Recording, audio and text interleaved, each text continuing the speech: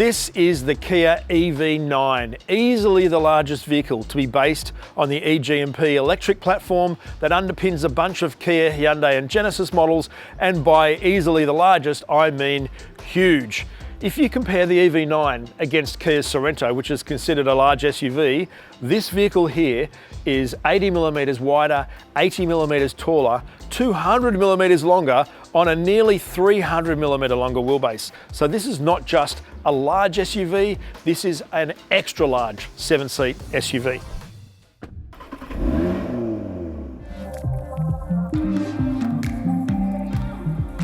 Expected to arrive in the fourth quarter of 2023 in Australia, the EV9 will be likely offered in 3 variants, and that is also 3 drivetrains.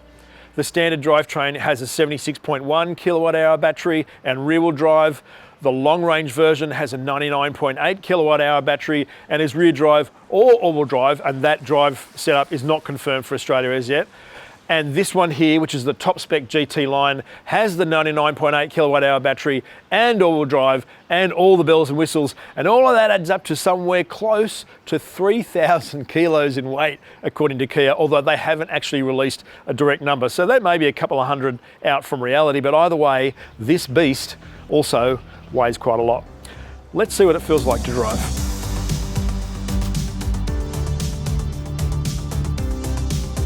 It actually feels nicely balanced. You can feel that there's a lot of battery weight in here though. It's touching the edges of the car because the batteries do lay out like that, but it also remains nice and low. And in one section through curves where we were in really tight corners, wet roads, switchbacks, hammering the EV9, it felt really balanced and actually fun.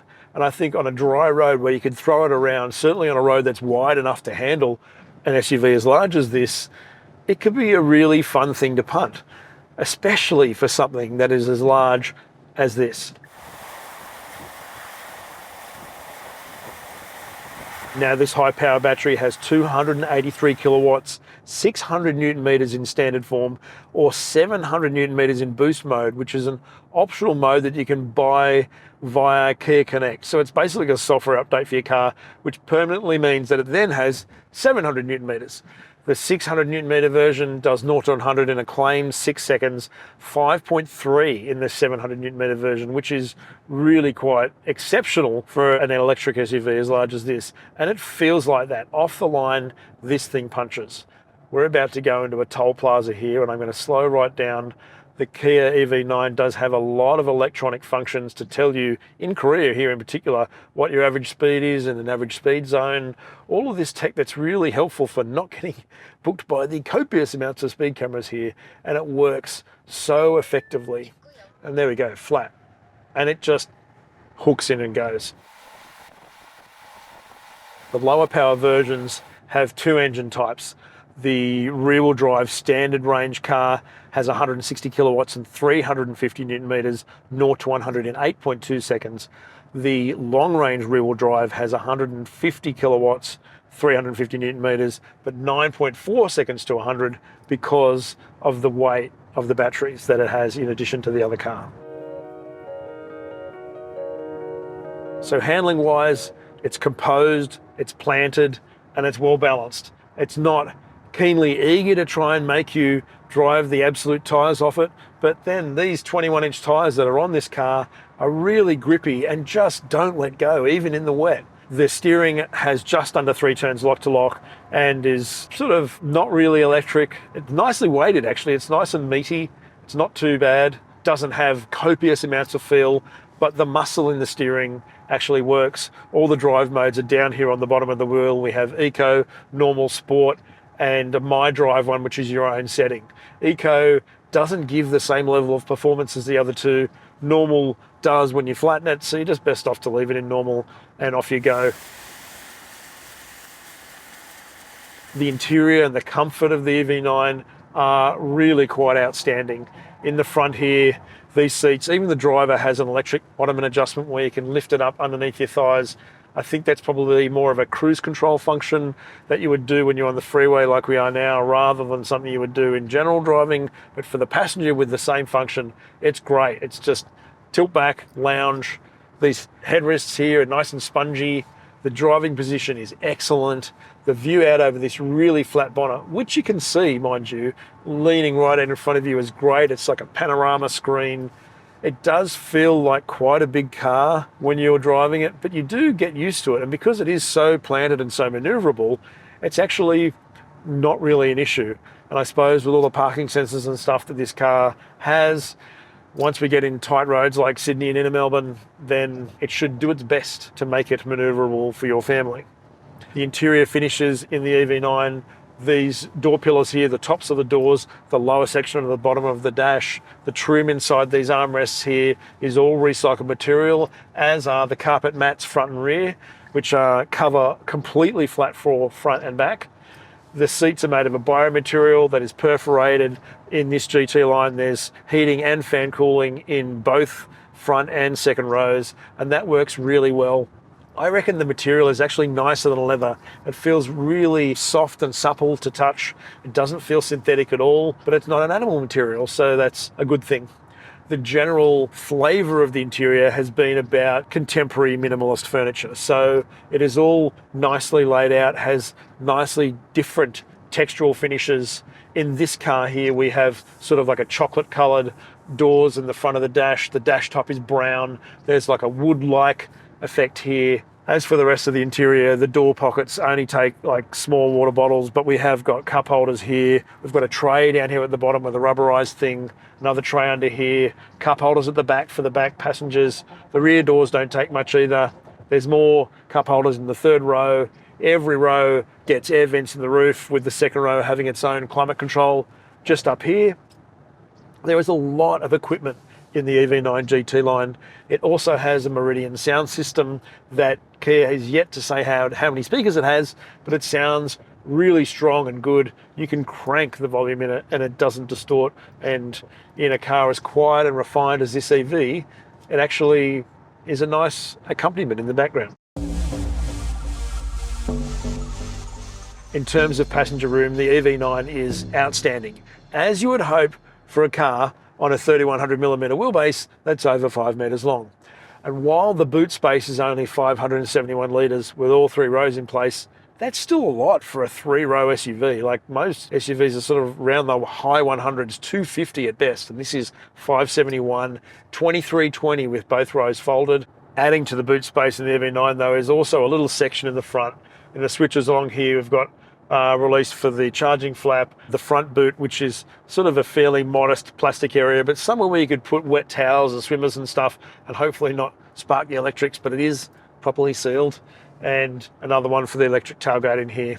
The third row can actually take adults, and the seat is even comfortable with electric backrest adjustment. It doesn't get the fan cooling and stuff of the other rows, but it's probably the least used row, so it doesn't really matter. There's just a consistency of finish to the seats and all of the trim in this car that is really quite premium. And I suppose that's the way the EV9 feels. It feels like a premium vehicle, as it probably should, given that it's going to be the most expensive Kia ever. And this GT line all-wheel drive is likely to be more expensive than the EV6 GT, which is already sort of 100-ish. So more than $100,000 for this vehicle. There's a lot of tech in here. We've got two 12.3-inch screens here with a 5-inch screen in the middle that has all the HVAC stuff. But we also have physical buttons here for the temperature on both sides. We've got fan speed. We have across this bit little sort of touchpad sections for home, map, search, media, setup. All those things are all really quite easy to access. All of the appearance of the interior blended with that really striking, exciting outside makes this feel like a proper premium vehicle anyway, but a premium electric Kia vehicle. It just honestly blows the EV6 out of the water in terms of the way its interior feels and the way its exterior looks. So if the EV9 is going to be a success, and I can absolutely guarantee that it will be, because it is really good. Even the way the iPedal feature blends with the handling of the car in this near 3-ton beast just makes it feel dynamic and smooth and finessed and refined. And I think that's it. It's the finessing and the refinement and the polish of this all round that sells the EV9. It has so much more consistency than pretty much any other Kia I can think of. On the freeway, the ride is really quite comfortable. It is sort of like wafty in the way that it'll hit a bump and then sort of glide back into position. It doesn't have adaptive damping.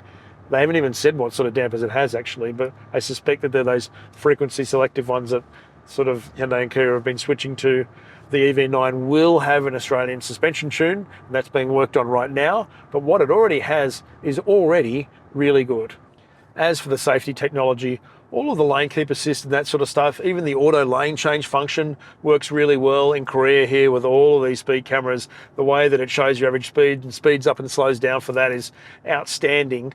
And as for the range, we averaged 18.2 kilowatt hours per 100 driving fairly steadily, and then 22.7 kilowatt hours per 100 doing 120 to 140 on the freeway plus some city stuff. So that makes the 497 kilometer WLTP range claim of this all drive high power battery one actually seem really accurate. Aside from the forthcoming Mercedes-Benz EQS SUV, the EV9 really is in a class of its own, and it'll be the first large, and I mean mega large, electric SUV to go on sale in Australia. It is going to be the most expensive Kia ever, so you can expect this GT line all-wheel drive here with all the stuff that it's got in it to be over $100,000 when it goes on sale. Kia has managed to secure 1,200 cars for the first year, so that's roughly 100 cars a month. But there's already been 5,000 expressions of interest, so I reckon those will sell out pretty quickly. We expect the model range to fit 3 models. The base car likely to be called EV9 Air, like the EV6, the middle model to be called EV9 Earth, and the top model to be EV9 GT line. EV9 Fire sounds kind of more logical to me, but then you probably don't want to mention fire when you're talking about an electric vehicle. As for the vehicle itself, I think it's deeply impressive. Firstly, it looks fantastic. It's like the best example of futurism I can think of in a vehicle. It doesn't look like a stupid movie set car. It looks fantastic. It makes the Sorento look so old and dated, and that car in itself is already handsome. So that is a huge credit to the EV9.